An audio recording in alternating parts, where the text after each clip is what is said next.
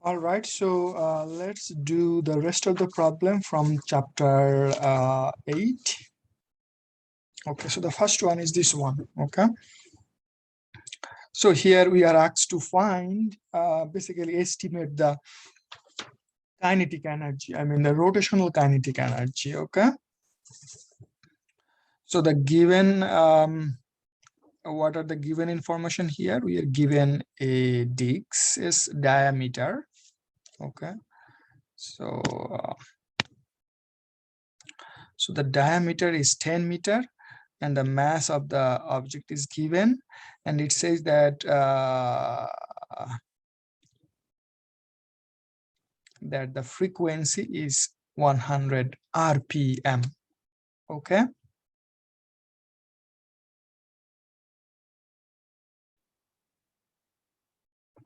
so what is the kinetic energy's definition? Kinetic energy, basically here the rotational kinetic energy, because it is rotating, okay, at some frequency.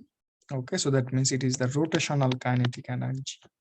And the definition of rotational kinetic energy is this: I omega square.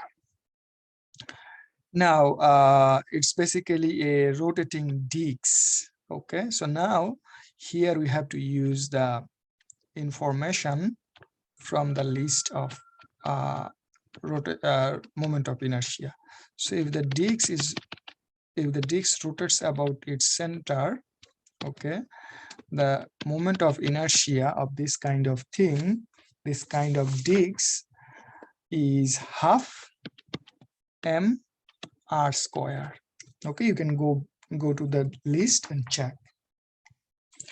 Now here we can determine the moment of inertia. Okay, moment of inertia will be 80,000 kilogram. Okay, so the disc's mass is given 80,000 kilogram, and r will be half of 10 meter, right? So this is the diameter, radius is half of diameter. Okay, and this is again 80,000 kilogram. 10 divided by 2 is 5 meter. So the moment of inertia for this disc is 1.0 times 10 to the power 6 kilogram meter square. Okay, all right, so that's a good thing. We get at least one term. And then what is omega? So omega is related to the frequency by this equation. Okay, so 2 pi 100 RPM. Okay, but you know that RPM is not a standard international unit, so we have to divide it by 2 pi. Okay, 2 pi, because we have to convert it from it's not 2 pi, so we have to divide it by 60. Okay, to convert it from RPM, revolution per minute, to rev per second. So this is in rev per second. Okay, so 100 divided by 60 to convert RPM to rev per second. Okay, so then omega, or the angular velocity, becomes 10.5 rad per second. Okay, so make sure you understand how to convert RPM to rev per second. RPM is not standard international unit, so you have to convert it into rev per second, and that we can do by dividing 100 or RPM by 60. 1 minute equal to 60 seconds, so we have to divide it by 60. So omega is 10.5 rad per second. So once we have these two values, we can plug these two values here. Okay, and calculate the kinetic energy.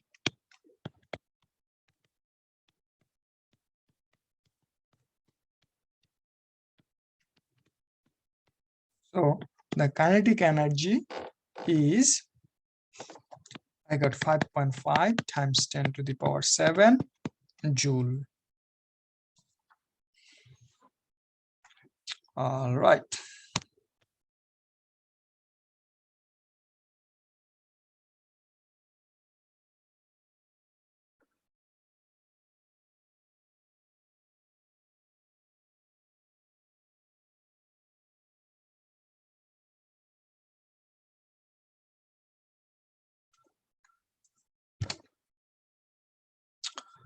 All right, so here we have a spherical object. So we have to calculate the speed of the solid sphere. So this is a solid sphere, okay? And we have to calculate, actually derive the speed here. So at this point, at h, at height h in this ramp, the sphere, solid sphere is at rest, okay? And at some point it reaches the bottom of the ramp, and we have to calculate what is the speed at the bottom, okay? What is the speed means the linear speed here, we mean what is v at this point, okay? Now, there are many ways to solve this problem. The easiest way to solve this problem is to use conservation of mechanical energy. Okay, so let's use the conservation of mechanical energy. Okay, now conservation of mechanical energy tells us that if this is the position 1 and if this is the position 2, then the total energy at position 1, total mechanical energy. So mechanical energy will be potential energy plus kinetic energy at position 1 is equal to potential energy at position 2 plus kinetic energy at position 2. But because now the object is a sphere and it translates as well as rotates, okay, so we have to consider both kinetic energy. So potential energy plus kinetic energy, 1 T for translation, and kinetic energy 1 R for rotation, PE2, similar for kinetic energy here, 2 T for translation and KE2 R for rotation. Okay, now at this point at position 1, the object, the sphere, is at rest. Okay, so when something is at rest, it does not have any linear velocity or angular velocity. So because there is no angular velocity and no linear velocity, both kinetic energy at position 1 will be equal to 0. At the bottom, at position 2, because the height is equal to 0 now, so there will be no gravitational potential energy. So our equation becomes very simple now. Here we have just PE1, and here on the right hand side we have this. Okay, now what is the PE1? PE1 is mg, the gravitational acceleration, times h. So h is the height. Okay, what about the translational kinetic energy? Translational kinetic energy is half mv square. Okay, what about the rotational kinetic energy? It's I omega square. Now, what is I for a solid sphere? Okay, so I for the solid sphere, when it goes from the top to the bottom of a ramp, it's basically rotate about its center. Okay, so when it rotates about a center for a solid sphere, the I is 2 over 5 m r0 square, because here r0 is the radius. Okay, so if you go to the list here, you will see for a solid sphere rotating about its center, the moment of inertia equal to this. Okay, and we also know that v equal to r omega, so r here is r0, so we can write omega equal to v over r0. Okay, so with these two equation, I can write this mgh half mv square plus half 2 over 5 m r0 square and then omega is V over R0 square. Okay. Now here you see M is common in all the terms, so M is cancel out. So these two and these two cancel out. And you see in the denominator here we have R0 and square, so this R square is cancel out with this R0 square. So what we are left with is this, to half V square plus 1 over 5 V square. Okay, so this, when you add 1 over 2 and 1 over 5, it gives us something like this, 7 over 10 V square. So if I solve it for V square, it gives me 10 over 7 GH. So V at the bottom of the RAM will be equal to this 10 over 7 GH. Square root of 10 over 7, the gravitational acceleration times the height. Okay, so that's how we should calculate the velocity at the bottom of the RAM. So there are two problem, I think, in the homework, so make sure you understand this so that you can apply this technique to solve the homework problem. All right.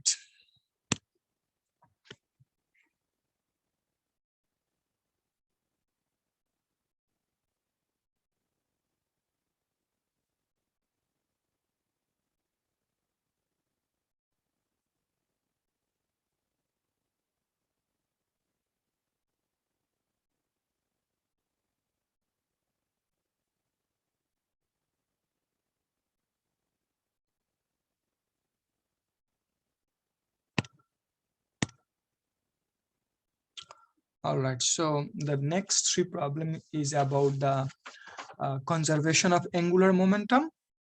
Okay, so you know that the angular momentum is conserved if the net torque on the object is equal to 0. Okay, so the conservation of angular momentum tell us that L1 initial angular momentum is equal to the final angular momentum, and the angular momentum is defined as this one, I omega 1. I mean, for L1 it will be I omega 1, and for L2 it will be I2 omega 2. Okay, now let's see what it asks us to calculate. So we have a small mass M, okay, attached to the end of a string, revolves in a circle on a frictionless tabletop. The other end of the string passes through a hole in the table as shown in the figure. Initial, the mass revolves with a speed V1. So V1 is given, R1 is given. Okay, so V1 is the linear speed. So although in this equation we have the angular speed, so the linear speed is given, and R1 is also given. Okay, so the string is then pulled slowly through the hole so that the radius is reduced to R2. So we have to calculate the final speed. Okay, final linear speed. So you see all the rotation involved here, it asks us to calculate the linear speed. Okay, now starting from the conservation of angular momentum, because rotation involved here, so using the conservation of momentum, I can write this I1 omega 1, I2 omega 2, and you know that V is R omega, right? So omega is V over R, V over radius, right? So we can substitute omega equal to V over R in this equation. Okay, and also for a single particle, I equal to M R square. Okay, so let's substitute this information, this one and this one, and then try to solve for V2. Okay, so I1 should be, mass does not change, so mass is the M. Okay, R square should be R1 square. okay, and omega 1 should be V1 over R1. The same thing here, M R2 square and then V2 R2, okay.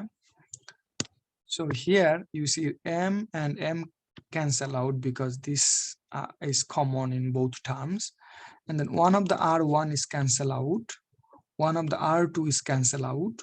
So our equation is very simple now. You see that V1 R1 equal to V2 R2. So we have to calculate V2.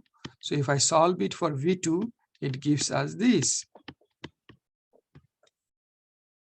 V1 is what? V1 is 2.4 meter per second. R1 is 0.8 meter. R2 is 0.48 meter. So if you plug all these values in your calculator, it should give you this 4 meter per second. So the final velocity, okay, or V2 in this case is 4 meter per second. All right.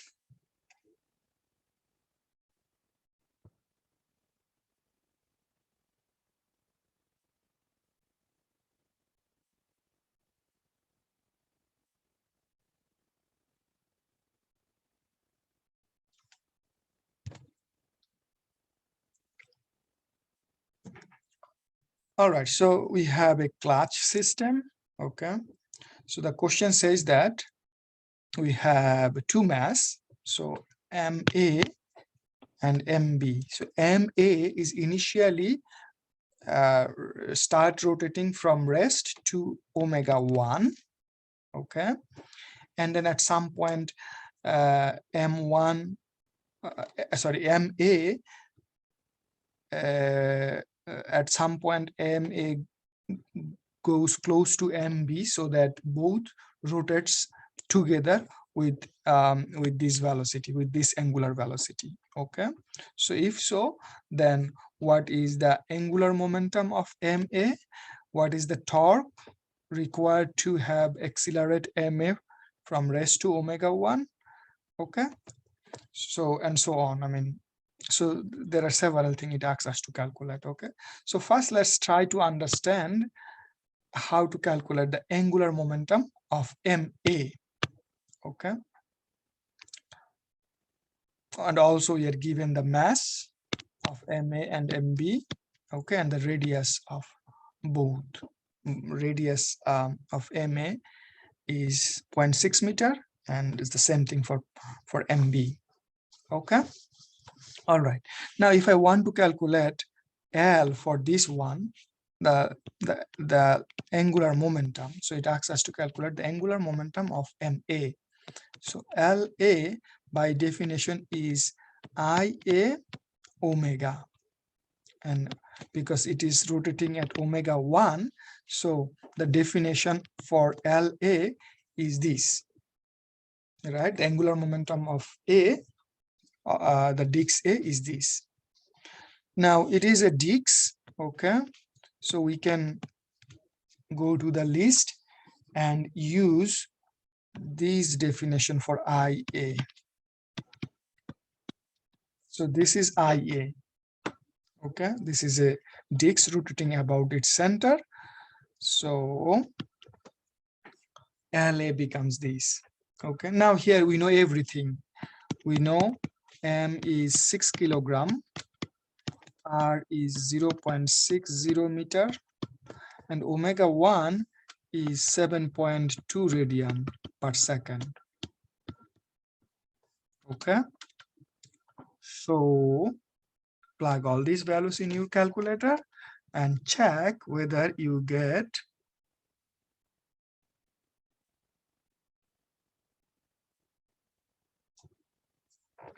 this.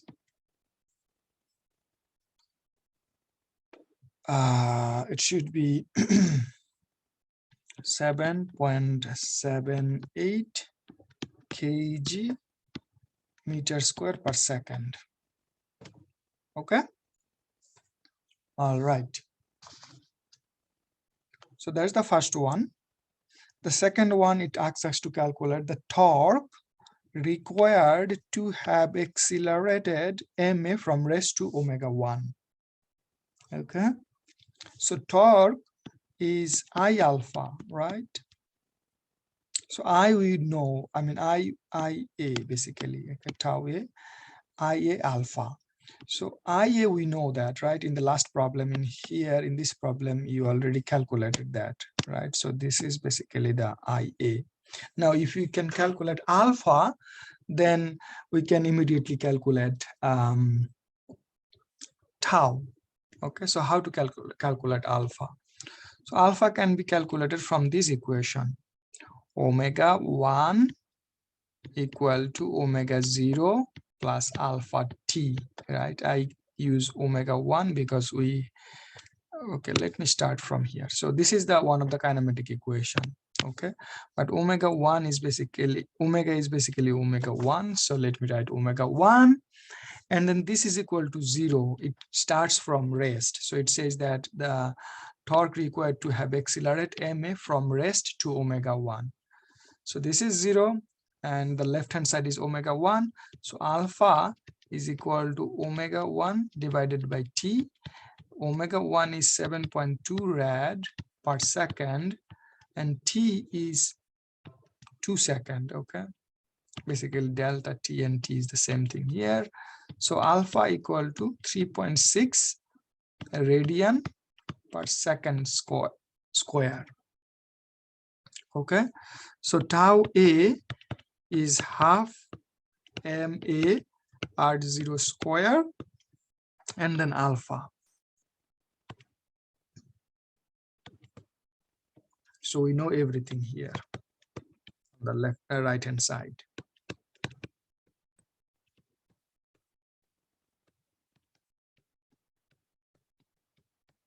Okay, so this gives me 3.89 meter Newton. So the tau, so this is basically B, number B. So the tau is 3.89 meter Newton. Okay. All right.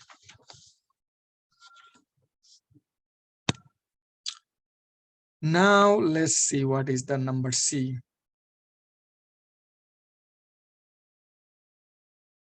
So the first two problem was for the disc A. Now it looks like we combine both discs. Okay. It says next plate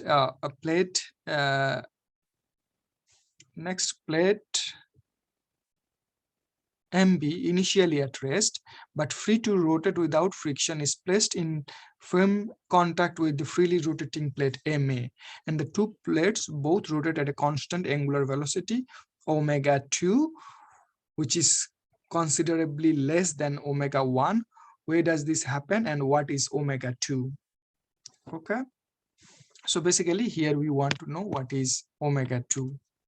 Okay, so initially this was at rest, this was rotating about omega 1. Finally both are rotating at omega 2. Okay, so because of the angular conservation of angular momentum, omega 2 would be less than omega 1, because earlier this one was rotating and now both are rotating. Okay, so that's why. Okay, now here to calculate omega 2 we basically need to use conservation of angular momentum. So conservation of angular momentum is this one. So L1, okay, before they come in contact with each other, only the MA was rotating. Okay, so on the left hand side we should have only these. Okay, but on the right hand side we should have these,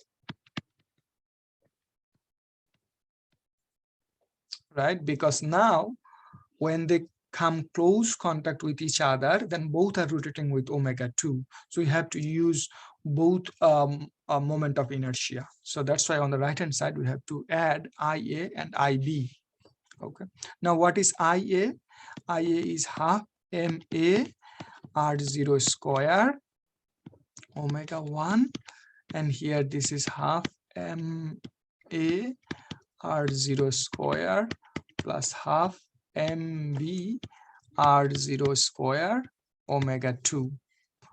Now here you see half, half is common, R0 square, R0 square, R0 square common.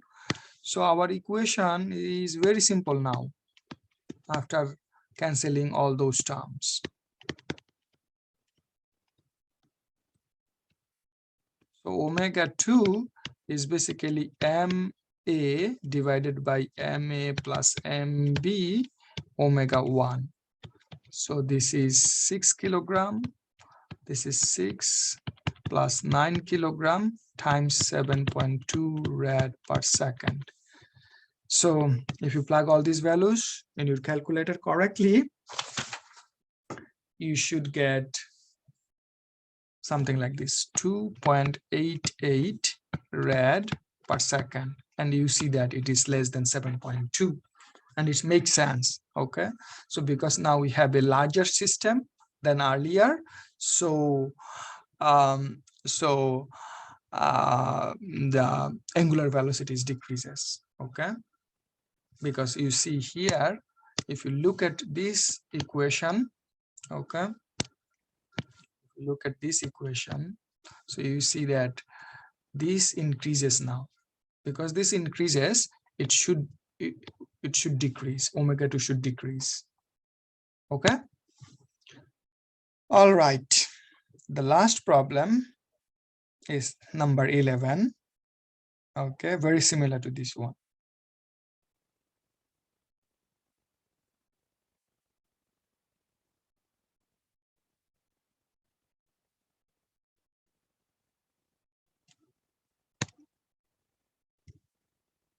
Okay, all right, so here we have a person, 60 kilogram person stands at the edge of a 6-meter diameter. Okay, so many students make mistake here, so they use as a radius. So remember that diameter is 6 meter, means radius here is equal to 3 meter. Okay, all right, so which is mounted on a frictionless bearing and has a moment of inertia this. So the moment of inertia for these discs is already given, so we don't need to use the equation from the list. Okay, for these discs we already know the moment of inertia, and that is equal to 1800 kilogram meter square. The platform is at rest. Okay, but when the person begins running at a speed 4.2 meter per second, okay, around the edge, the platform begins to rotate in the opposite direction as shown in the figure. So calculate the angular velocity of the platform. Okay, so before this person starts walking or starts running, both the platform and the person was at rest. Okay, so the angular moment of conservation is this, right? But before that person starts running, there is no angular momentum because there is no rotation. Okay, so because there is no rotation, there was no angular momentum. Okay, so the left hand side equal to 0, but on the right hand side we have both I omega for the person, okay, plus I omega for the platform. Okay, so for the person and the platform. Now for the person, I is equal to m r square. Okay, for a single particle, we can consider the person as a single particle, so we can write I equal to m r square. Okay, so this is for the person, and then omega is what?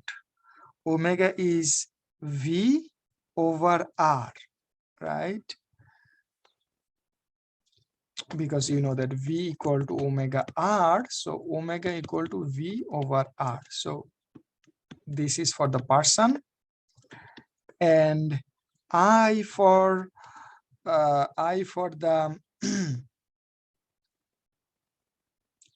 for the platform, we already know that is 1800 kilogram meter square, and omega we have to calculate for the platform.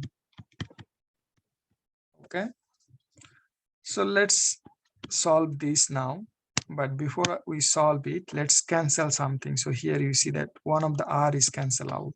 So here we have m v r, and then here we have 1800 kilogram meter square omega platform. So 1800 kg meter square omega platform equal to minus mvr. So omega plat form is equal to mvr divided by 1800 kilogram meter square.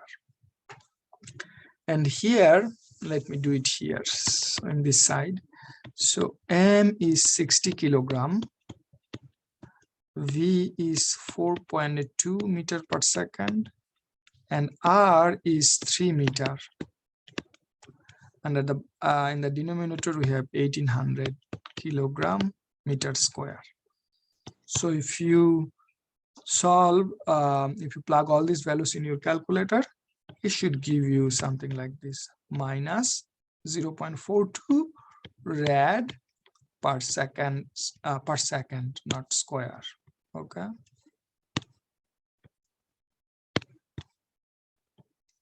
So the angular velocity for the platform is negative 0.42 radian per second, and negative because the person is walking in this direction.